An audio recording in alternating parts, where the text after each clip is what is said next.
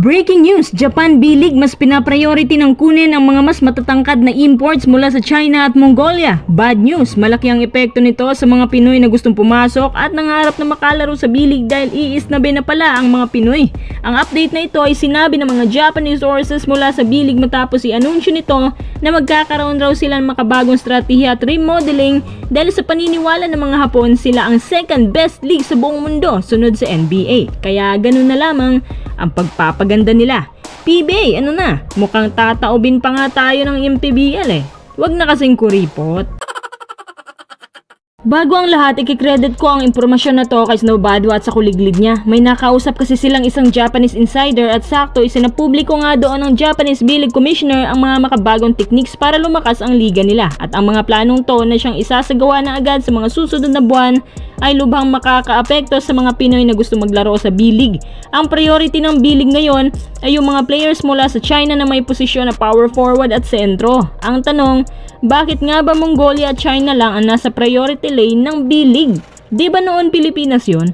Una, ang China kasi ang pinakaunang bansa sa buong Asia na may maraming matatangkad at sa panahon ngayon, kapansin-pansin na pawang matatangkad ang mahirap makuha. Kumbaga, gusto ng B-League na labanan din ng ibang liga sa patangkaran.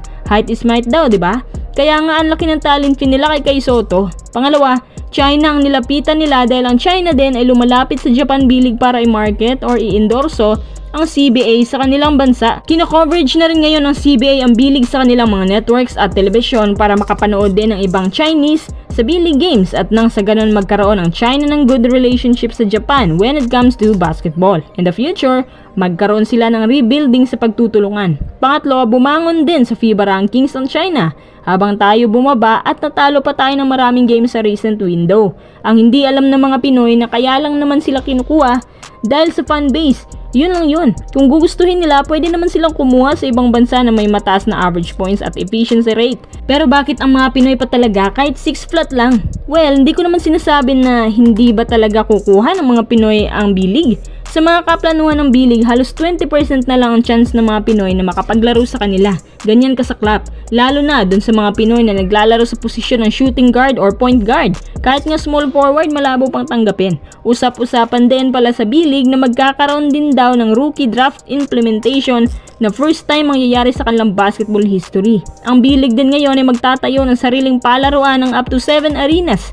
So far, meron na po silang 4. Plus eto pa, bigating update nila. Nakapag-sign na rin ho ng partnership deal ang NBA at ang B-League. Ibig sabihin, mas dadayuhin pa ng mga scouts ang ligang to at mas dadami pa ang mga Japanese players na makakapaglaro sooner sa NBA. Kaya pala, pinipilit nilang mag-B-League si Kai Soto. Sana all na lang para sa Japan B-League. Ang ganda ng mga plano at remodeling nila.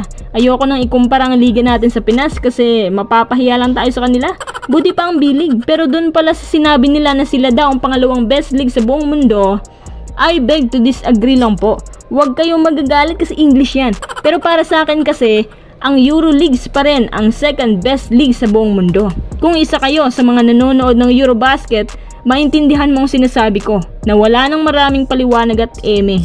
Iba talaga ang liga sa Europe kumpara sa Asia. Sa kung paano sila maglaro, kung paano sila gumalaw sa bawat place technically, at may kukumpara mo talaga ng sobra na luma pala ang systems na pinapatakbo dyan sa PBA. Kung ang NBA number 1, ang Eurobasket number 2, Japan B-League number 3, CBA number 4, KBL number 5, ang PBA, number 7. Bakit 7? Kasi ang number 6 daw ang MPBL. Walang personalan pero ito talagang klarong ebidensya na kinakawawa na tayo. Mababang sahod, masikip, kakaunti lang ang teams tapos nilalayasan pa ng players. Tuwing EASL tournament, hindi na nakakagulat na bagsak pa rin ang records natin sa kanila.